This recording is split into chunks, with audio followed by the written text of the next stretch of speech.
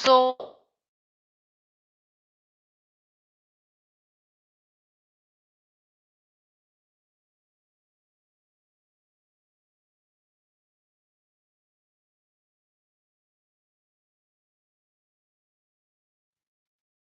see, now is it visible? Yes, ma'am.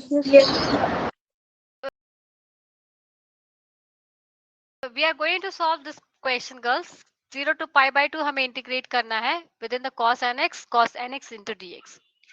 इसके question को solve करने का दो तरीका, या तो हम डायरेक्टली इसको बाय पार्ट से सॉल्व करें, अदरवाइज सेकेंडली हम लोग इसको फर्स्ट रिडक्शन फॉर्मूला जो कि ऑलरेडी हम लोगों ने किया है उसके हेल्प से भी कर सकते हैं.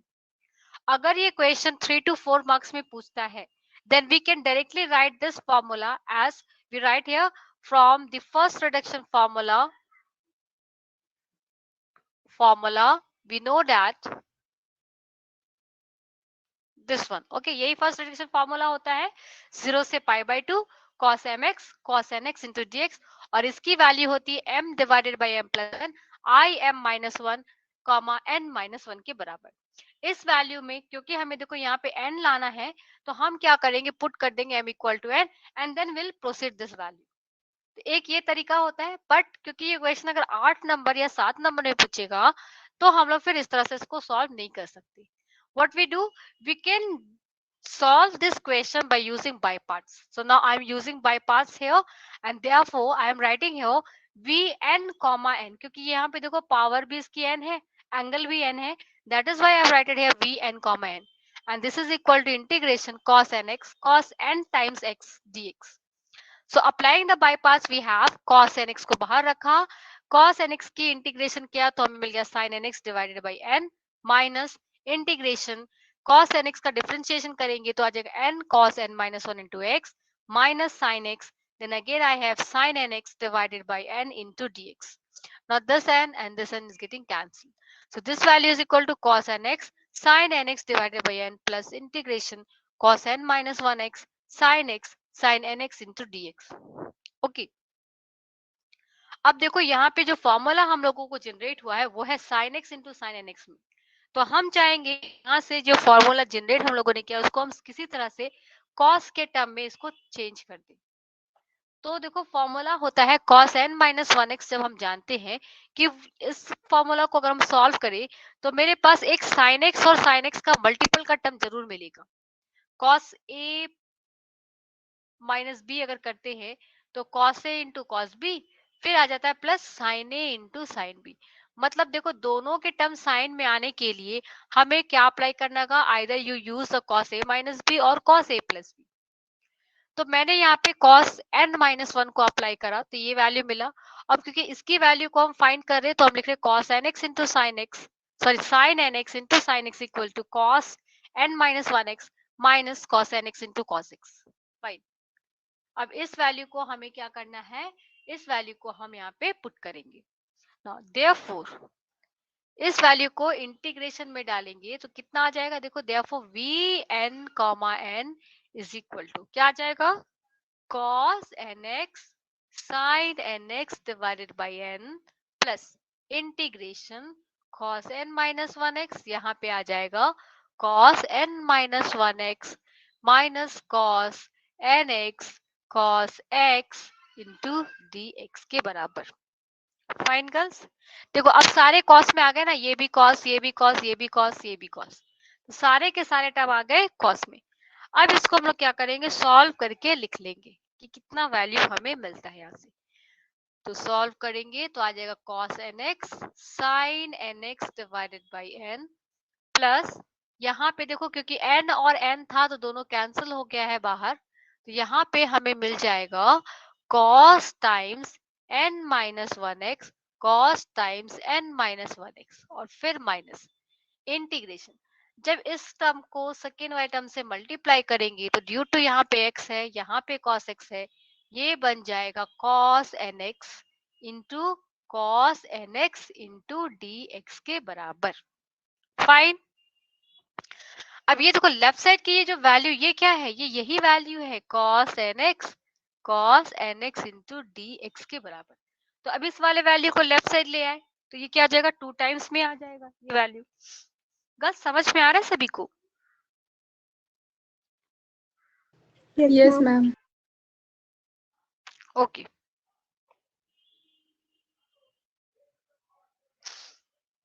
तो ये हो गया 2 times cos nx into dx, and this is equal to cos nx sin nx divided by n plus integration cos n minus 1x into dx. now इस वैल्यू को क्या लिख सकते हैं? दोनों ही cos में है और दोनों की पावर सेम टू सेम है। अगर इसको हम लोग वी एन एन लिख रहे हैं तो इसको क्या वी एन माइनस वन नहीं लिख सकते? तो लिख रहे हैं इसको हम यहाँ पे, इसको सॉल्व कर लेते हैं। cos nx sin nx divided by n plus ये हो गया V n minus one comma n minus one, और यहाँ पे ये हो गया 2 V n comma V n. लिख सकते हैं ऐसा? ठीक है, शॉर्ट फॉर्म में इस तरह से हम लोग लिख सकते हैं, कोई किसी को डाउट नहीं होना चाहिए।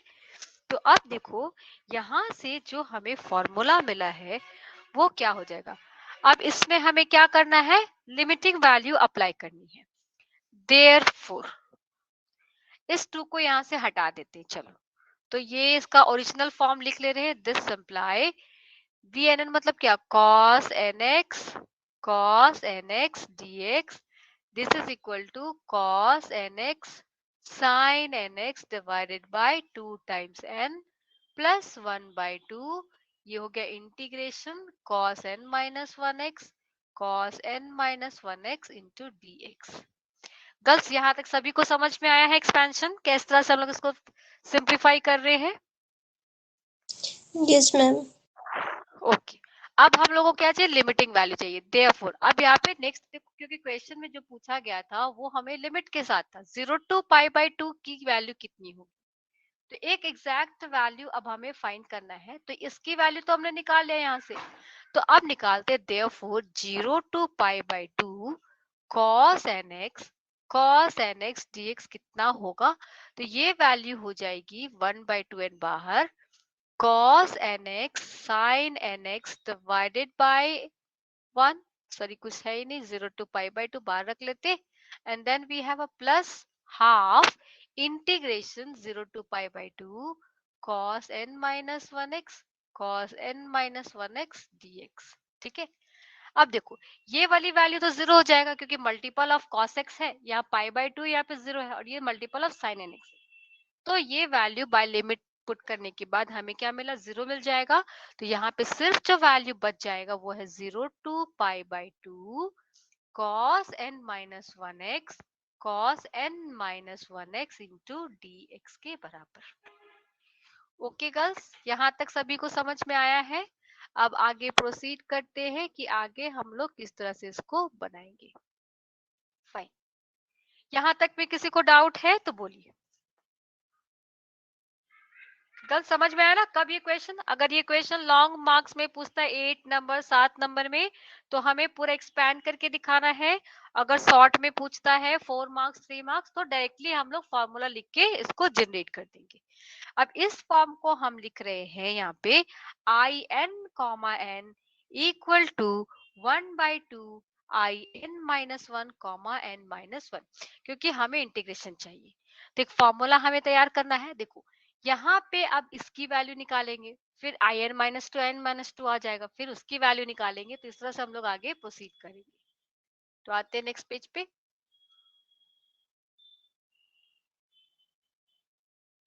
देखो नाउ हमें मिल गया है I n comma I n की value 1 by 2 I n minus 1 comma n minus 1। इसीलिए अगर n minus 1 comma n minus 1 की वैल्यू चाहिए तो n को रिप्लेस कर देंगे n माइनस 1 से।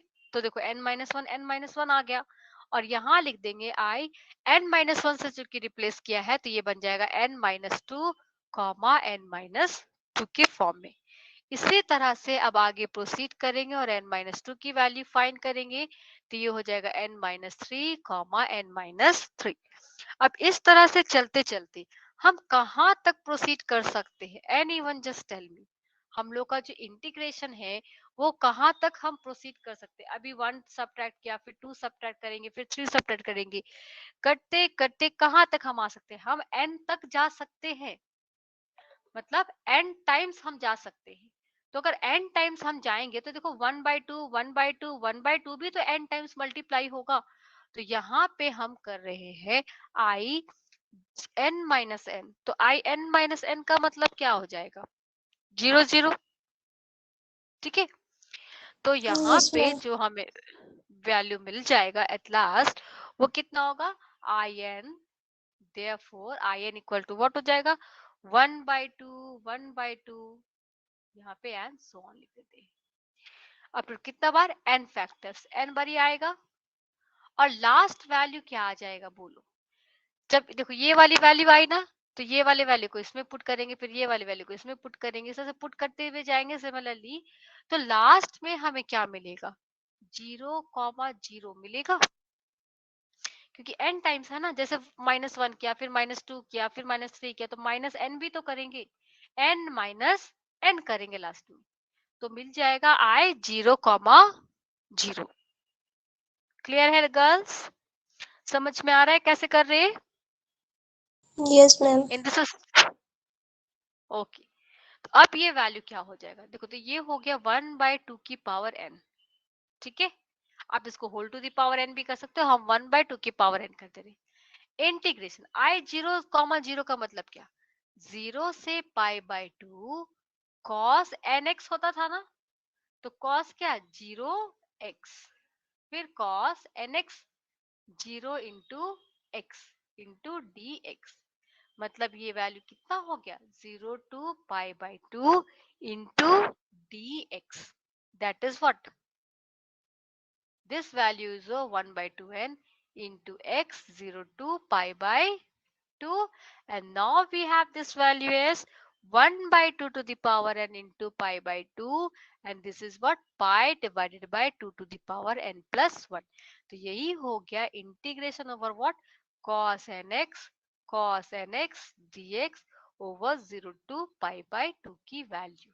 This is the answer. सभी को समझ में आया गर्ल्स कैसे बनाना है क्वेश्चन, और कब हमें पूरा एक्सपैंड करना है, कब पूरा एक्सपैंड नहीं करना, ये भी मैंने आपको समझा दिया है। तो इसी तरह से और सारे क्वेश्चंस को आप लोग बनाइएगा। ओके, तो अभी आप लोग इसको स्क्रीनशॉट ले लीजिए जिनको भी लेना है। ओके, तो आज के लिए इतना ही रखते हैं गर्ल्स, फिर नेक्स्ट डे हम लोग इससे आगे करेंगे। Thank you all.